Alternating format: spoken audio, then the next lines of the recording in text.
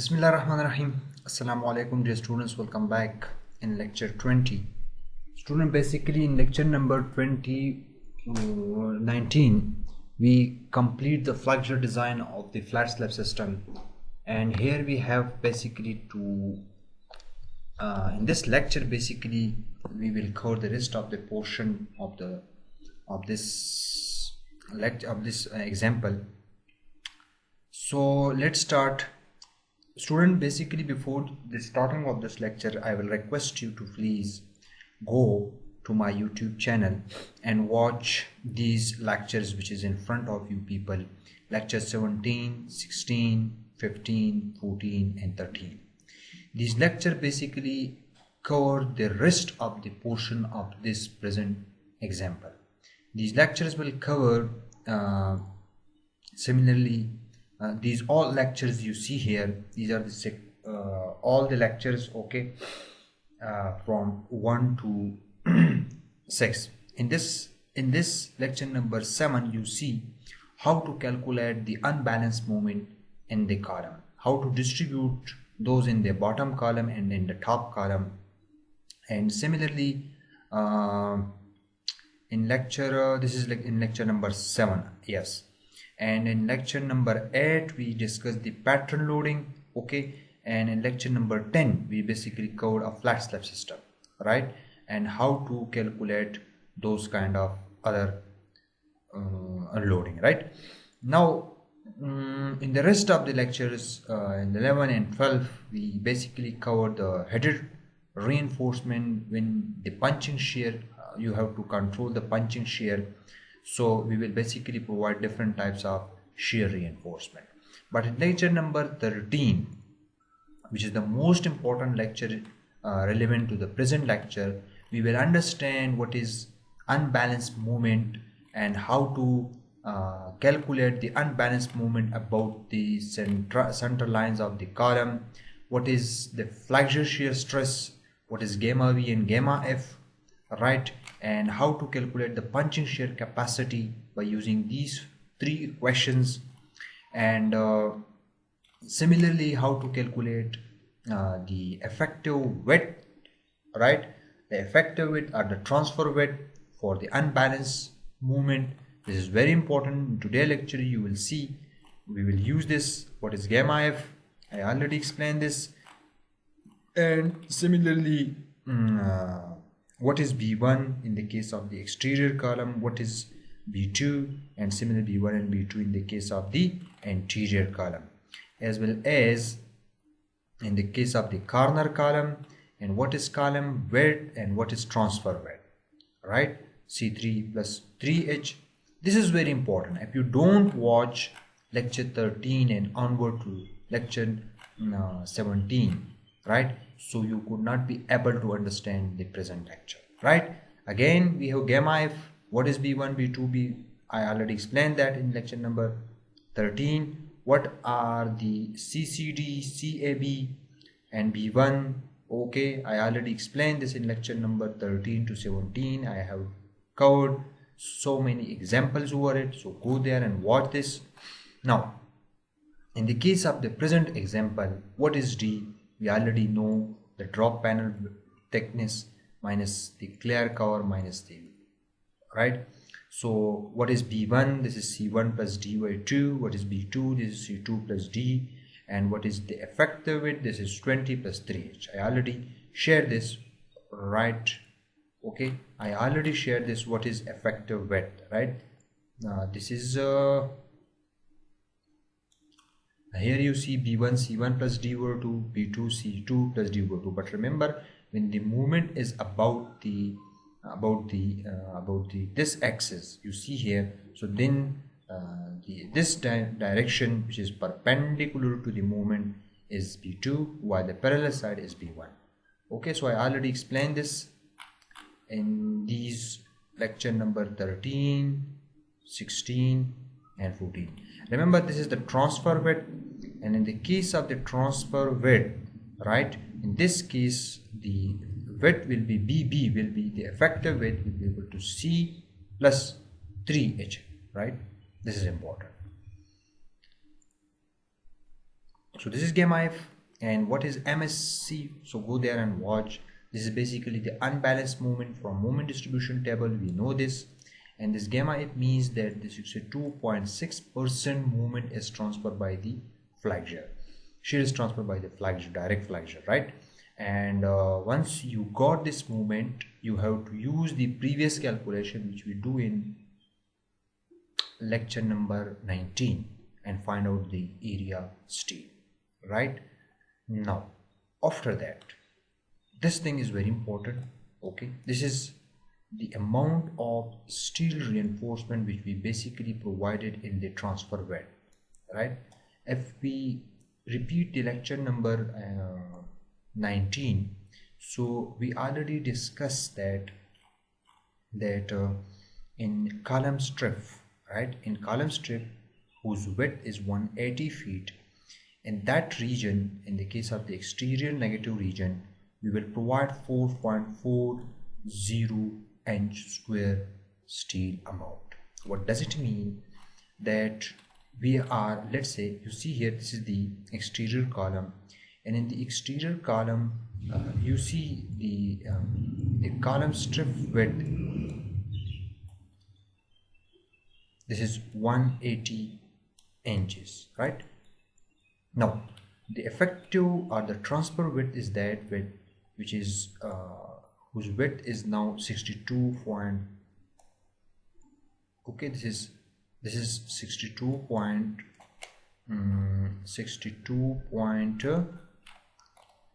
where we calculated 62.75 inch, 62.75 inch. So we see that in the exterior portion in 180 inches we provide a steel amount, right? In this region we place the bars right here, right, which will transfer the movement to the column, right? So the amount of steel is 4.40 square inches.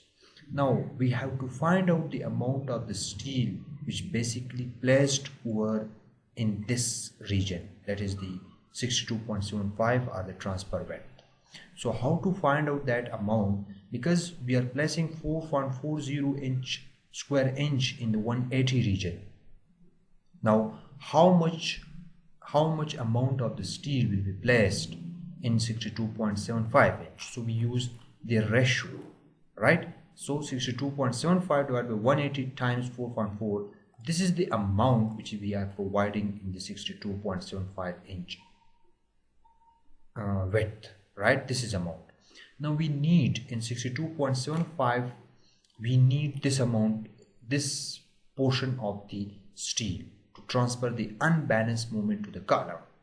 For that, already we will provide 1.534 inch square. So we just subtract this amount, and once we subtract this, we got 2.096 square inch. So we need this extra steel to be provided in the 62.75 feet to transfer the unbalanced moment safely to the column.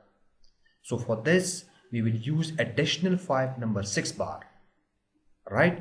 So total bar will be how much?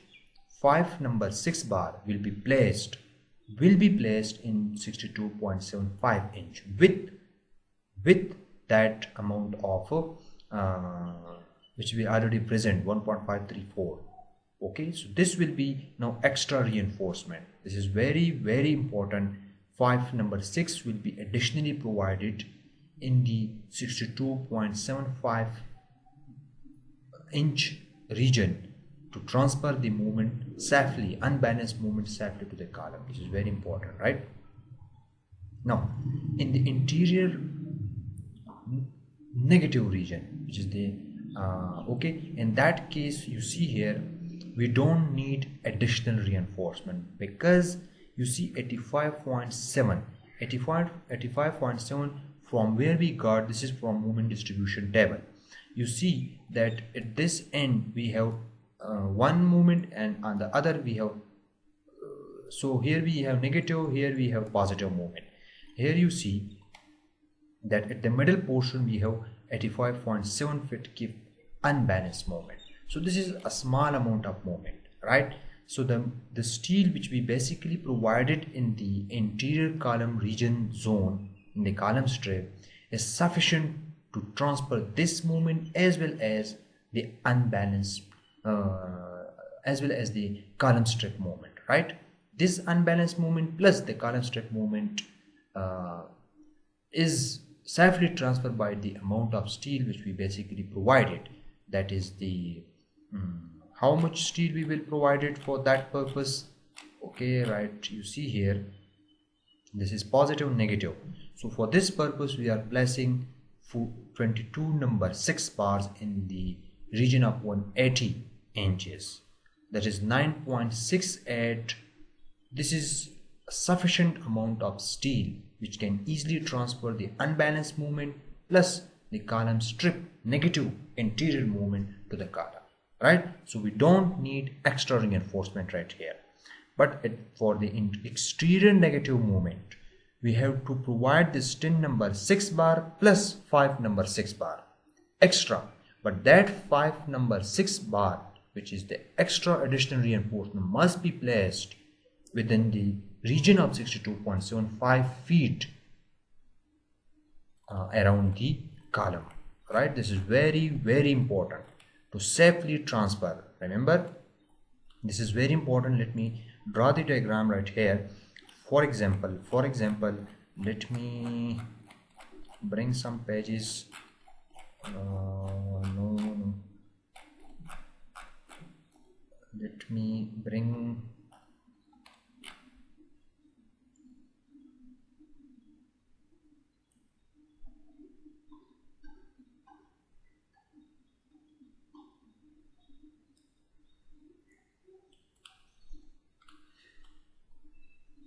here. You see that let's say this is the column strip width, right?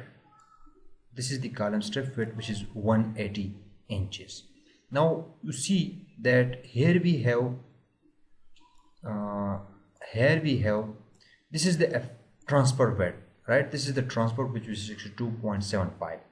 Now this is very important that at 180 at the exterior end we have to provide 10 number 6 bar. Equally we will space it at a rate of 18 center to center, but extra some additional 5 number 6 bar we have to place equally, place 2 bar this side, 2 bar to this side, 2 bar to this side, and 1 will be passing from the center line of the column, equally spaced within the 62 point zone. This is very important, and the rest of the bars will be plus. Remember, total bar which will be placed right here in this zone 10 number 6 bar plus 5 number 6 bar. I think so.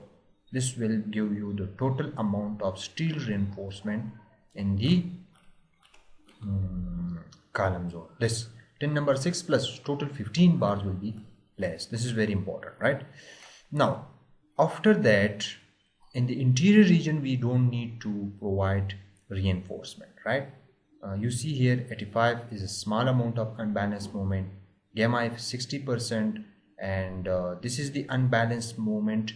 We have to find out the steel reinforcement, and the amount of steel reinforcement calculated for this amount is 0.877, right? So 0.877, and we are providing how much reinforcement in the interior column region? We are providing 4 point not this one, we are providing 9.366, total 9.68. so if you find out the amount of steel reinforcement, right, 62.75 divided by 180 into 9.68, so it will give us 3 point, I think so it will give us 3.375, so which is more than this one, so that way we don't need, right? Now this is important lecture, right? Important part of this lecture, how to transfer the movement, unbalanced movement at the exterior column. This is the unbalanced movement at the interior column. This is the unbalanced movement. Now we already find out the carryover factor for column, equivalent column stiffness we already calculated, distribution factor we already calculated. So these thing and these stuff will distribute this unbalanced moment in the case of exterior column to the top and the lower, and here this 85.7 will distribute these into top and into the bottom column. We did this calculation in lecture number, I think so, in lecture number 7 right here. Here you see the diagrams. So go there and watch these lectures 6, 7, I think so. You will understand how to distribute the loading, how to distribute the moment. So here you see we find out the fast movement in the column as well. Okay, right? How to find out the column? It is simple. Okay, just using the similar triangle rules I already explained in those lectures, how to find out the fast movement, and you will understand. This is easy, right?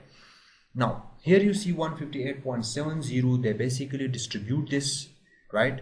1331 point something, distribute this with carryover, distribution factor 0.478. You got this one, and the rest of the moment is carryover factor 93 point. How we got this 158, this one times 0.59 carryover factor, you got this one. And then find out the fast movement. The slab thickness here is 14.75, so you find out the 14.75 divided by 2, so you got this distance. Use similar triangle rule, you find out 150. So this we will design the column for this moment. Similarly for the bottom we have this one, right? Now this is for interior column, right? For exterior column, this is also for interior column. This is for interior column, yes, and this one is for exterior column, this one, right? For exterior column, this is very important. You see in the case of interior column we have 40.62 and here we have 38.91, right? And right, so this is important. This is the summary. And for top column above, in the case of exterior, M column exterior 150.61 feet cap, M column interior 38.91 feet cap, right? While in the case of the exterior, M exterior 157.21 feet cap, while for interior 40.62 for bottom column and for top column. So these are the final moments, and if I show you the these are the fast moment. If I show you the tables in tabular form, so for interior column, movement about x-axis is 40.62, movement about y-axis this one. Interior column, because the axis, the geometry of the slab system is same, are symmetrical, so that why movement about x and movement about y is same. And similarly in case of exterior column, movement about the x-axis 157.21, while in the case of y it is 40.62. In the corner column this is 157.21 and 157.21 in the corner, because in corner column you see here axis, both axes are same. Remember, in the corner column you see here the movement is maximum, right, about the both axes, and therefore the corner column is critical in bending or in biaxial effect is more as compared to the interior column. Now this is very important to understand, because I see so many students they could not able to do this kind of calculation, how to find out the movements which is transferred to the column. It is very, very important lecture, right? After this we will design this is the interior column, this is the corner column, and this is the exterior column. Remember, if I assume here that this is my x-axis and this is my y-axis, so I will got this kind of movements which you see here, right? And if I assume here this is my x-axis and this is my y-axis, so okay, just notation will be changed. Now here this is my exterior column, so movement about the x-axis is 157, while movement about the y-axis is, I think so, 40.61, right? While in the interior column both movements are same, while in the corner column both movements are the same. And next, we see that we will do the design in the SP column, right? SP column is a software which is developed for the column analysis, and it is a simple software, right? You can easily use this software and you can find the moments. Now see here, determination of factored loads for interior column. If you have a 5-story building, the total tributary area for interior column 30 by 30, the drop panel is this much. I already explained this in lecture number 18. You just find out this is 1247. Now you see, for interior column your PU value is 1247 kip, MUX is this one, MUY is this one. For exterior column, just only the tributary area is changed, right? While similar for drop panels, because here half drop panel is neglected, so that why 52. So here you see 60 feet cap, and here are the movements. Now this is very important. While in the corner column you see 350. This is very important when we do the designs of the corner column, the designs of the exterior column, the designs of the interior column. Remember, this is very important. Here you see PU is more greater than as compared to the moments. So that why you can say this is a purely axial column, because here if you find out the minimum eccentricity, that will be minimum, okay, then the allowable. If you find out the eccentricity due to this movement, you know eccentricity is calculated by mu, this movement MUX or MUY divided by PU. So this eccentricity will be, I think so, this eccentricity will be so small than the E minimum, right? The minimum or the allowable eccentricity. So in that way we can say this is an axial column, and we can design this column as an axial column. But here you see the load is become reduced. So in this case, if you find out the eccentricity due to this kind of loading movements, right? So eccentricity may be greater than the allowable eccentricity, and you have to design this column, which is the exterior column, as biaxial column or a uniaxial column, right? And similarly, the corner column, you see this load is too much reduced. So that why in this case eccentricity in both axes, eccentricity about the x, eccentricity about the y, both will be reduced from the allowable eccentricity, and we have to design this corner column as biaxial column. This is very important. We will understand the design of axial, uniaxial and biaxial column in coming lecture, inshallah, which is from Dr. Kaisar Ali notes. Inshallah, I will explain thoroughly how to design uniaxial, biaxial and axial column, right? The rest of the portion of this lecture is very simple, right? You have to check, okay, because here we finalize things. We finalize the slab thickness, which is 10 inch in the middle portion, while 14.75 I think so inches in the drop panel region. We have to again recheck the calculations, right, in beam shear and punching shear.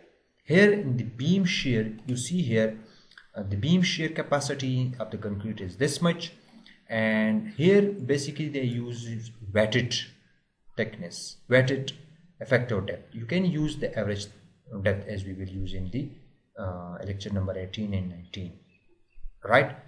Now this check is simple, you can do it, right? The beam shear capacity is this much, and pi VC is more far away than VU, that is the shear.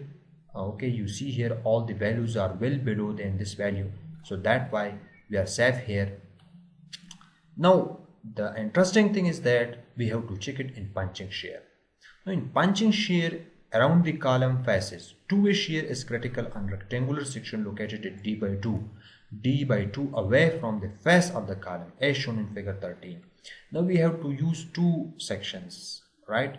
And first we considered the punching shear from the face of the column at a distance of D by 2, right? This is our first check. And next check we will consider a section which is far away, which is outside the drop panel at a distance of d/2 from the face of the drop panel, right, as we did in our previous lecture, which is lecture number 19 and 20, I think so. So here we already know our VU. V is the total shear, right? You see here 105.64, and QU we already calculated. This is 334. Go and watch lecture number 18. We already calculated is 334, and B1 B2 we already calculated this in this lecture, the beginning of this lecture. So this is our total shear, right? Now we have to find out here the unbalanced moment. How to find out this unbalanced moment? So how to use these equations? Go and watch lecture number 30. How to find out the unbalanced moment? If you watch this lecture here, you see here this is the slab, right, and this is the column, and this is the center of the column, right? So this is the unbalanced moment, is 45.6 cap feet, and this is the shear, which is in our case is 103. So how they basically transferred about the shear parameter, now shear center. So these things you will only understand when you watch lecture number 13, 14, 15, 16 and 17, right? So that's why I'm not repeating things. Okay, M is the unbalanced moment. We already calculated this one. VU we already note here, and B1 minus CAB, right? This is important in the case of the exterior column. Let me show you here. This is corner column. Where is exterior column? This one. So you see in the case of exterior column, this is CCD and this is CAB. And remember, this is very important that this CC line passes from the shear center, right, of the shear parameter. This dot line is the shear parameter, and the CC line is passing from the shear parameter. So basically we are assuming that the value which we calculated VU is acting over this face, at this face. So this VU times this distance is causing movement about this CC, right? So that's why we calculate VU into B1 minus CAB. Here you see the factored unbalanced moment used for shear transfer is computed as the sum of the joint moments to the left and to the right. So movement about that CC axis to the left and to the right. Movement of the vertical reaction with respect to the centroid of the critical section is also taken into account. So VU B1 minus CAB minus C1 divided by 2. This is very, very important, right? Now VU into B1. B1 is the total distance of the shear parameter, right, minus CAB, right, minus C1 divided by 2. So this means that if I draw here, let me draw here, this is my column, right, and this is my shear parameter, right? This is my shear parameter. So this width is basically B1, right? This one is a B1.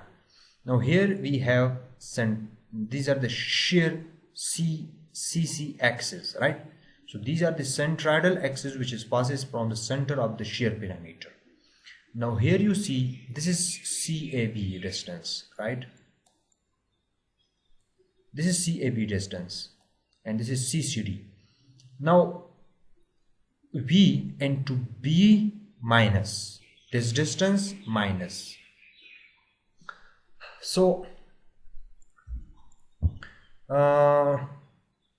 MU unbalanced moment about the centroid of the critical section is also taken into account. So I already explained this formula in those lectures, so go there and watch this lecture. We already know B1 CAB C1 divided by 2. CAB is calculated from these equations, and JC we already discussed it thoroughly discuss it in those lectures. So if you watch those lecture number 17, 16 and 14, you will understand what is JC, what is CAB, and you will understand the calculation. So gamma V is what? 1 minus gamma F. We already calculated gamma F for exterior column, so this is gamma V, and B naught is B1 plus your in the exterior column, you know this is your B naught, right, about the column. So this is your B1 and this is B2. So B2 is 33.1 and B1 is 26.5. So this B1 plus this B1 plus this this is B2. So you got your B naught. The two-way shear stress can then be calculated after calculating your MU, unbalanced moment. Now you are able to calculate your shear stress, flexure shear stress. So I already discussed this equation thoroughly in those lectures. If you go there and watch these lectures, you will understand what is CAB, what is JC in the case of corner column, in the case of exterior column, right? You see here, this is the case of exterior column and this is the case of corner column, right? And I do some calculations here. You see VU, right? This is the centroid of the shear parameter and all about other steps. So you will understand if you watch those lectures, right? So let me finish this, right? So using all the values, we know these values, and the shear stress, right? This is the shear stress. This is 188.3 psi, right? And now you have to check these values with these three equations, right? So the minimum value from these equations are 282. Yes, this is the minimum one. So the minimum value times 0.75 to 125, and I think so we are lucky here because this 212.1 is more than 188.3. So our column section is safe in punching shear due to unbalanced moment, right? This is the combined effect. In the beginning of the lecture, we do not consider the effect of the unbalanced moment, but here we are considering the effect of the unbalanced moment. Repeat the same calculation for interior column. You see here we already know this value, this 137 and 121. Let me show you this value. This value is right here, 121.5 plus 137.36, because this is the total shear which is acting right by the column over the slab, right? And here why they are using this 0, because here this is the axis of the shear parameter coincides with the centroid of the column, so that's why your axis, your arm becomes 0, right? And we already discussed this in lecture number 17 and 16, so you must watch. So that's why your unbalanced moment, which is coming from the moment distribution table, will remain constant, and due to unbalanced moment there is net 0 moment, right? So calculate CAB, JC and gamma V, and we already know gamma F, that is 0.60, and plug all the values, calculate B naught, plug all the values, we got VU which is 167 point. Now you see the shear stress is lower in the case of the interior column as compared to exterior. Use all those equations, find the minimum value which is 282, we got 212, again the same value, and at this time we are also safe. Now at the corner column, in this example, interior equivalent frame strip was selected where it only have exterior and interior supports. Now corner supports are included in this strip. However, the two-way shear strength of corner support usually govern. This is important.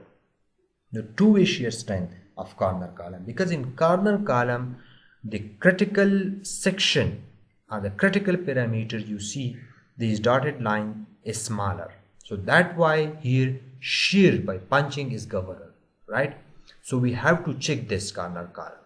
Same procedure is used to find the reaction and factored unbalanced moment used for shear transfer at the centroid of the critical section for the corner support for the exterior equivalent frame strength. Now this calculation is up to you. You have to do the same calculations by yourself, because here in this example we are using the interior strip, right? So you have to consider one exterior strip, do the calculation, find out the reactions, find out the movements, right? And that because the slab geometry is same, as you see here in this example, right here, you have to find out, you have to just extract one exterior equivalent frame, right? This equivalent frame, you do the analysis by the same steps as we do for this interior frame. Now find out the unbalanced moment at this location, find out the reaction, we need those reactions. So this is in X direction and this you need to run in Y direction, but as the slab geometry is same, therefore the analysis which is run in the X direction will be same in the Y direction. So once you do that analysis as we did for the exterior column, you have to after that you see here this 61.93.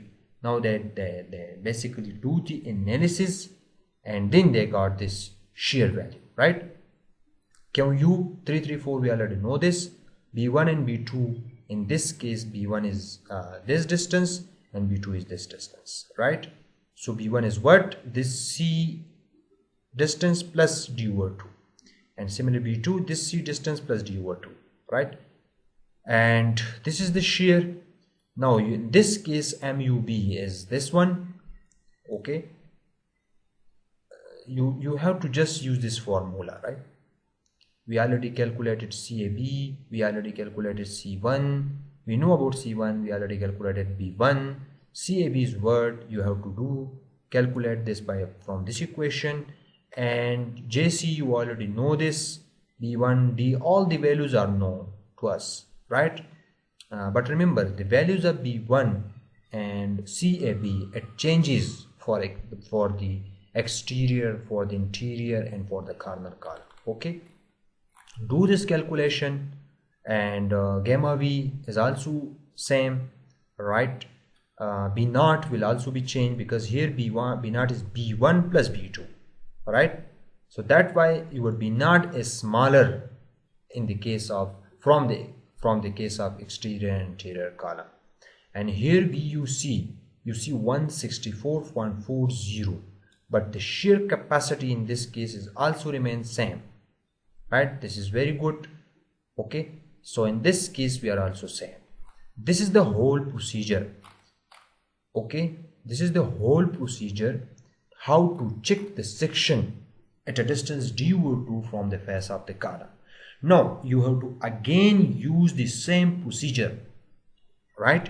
You have to again use the same procedure, but this time you have to consider the section at a distance of d over 2 from the face of the drop panel, and again repeat the calculation for exterior, for interior, and for corner column. In this case you see here, remember the things, remember 105 remain constant, only thing because you see 0.270. now the loading is different in this case, because in drop panel region the loading is 334, but outside the drop panel the per square foot loading is 270 ASF, okay? So that's why this is important. The rest of the calculation is same. Here you see the thickness is 10 inches, the D will be at 0.875 inches, right? This is important. So how they get this 128? So 10 feet plus this divided by 2 and to this side as well, and you already know 74 inches. How they got this? So this is simple, because from the face of the column you must know this is, I think so 70 inches roundabout. So plus this DO2, you have to add up this DO2, so you got this 74, right?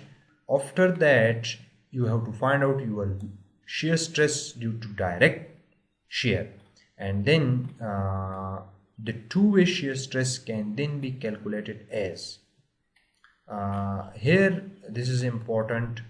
The length of the critical parameter for the exterior drop panel is this one, and two-way shear is critical on a rectangular section located d/2 away from the face of the drop panel. Notice the two-way shear stress calculation of the drop panel do not have the term for unbalanced movement, since drop panel are a thickened portion of the slab and are not considered as a support. This is very important. Here you don't need to consider the effect of the unbalanced moment, right?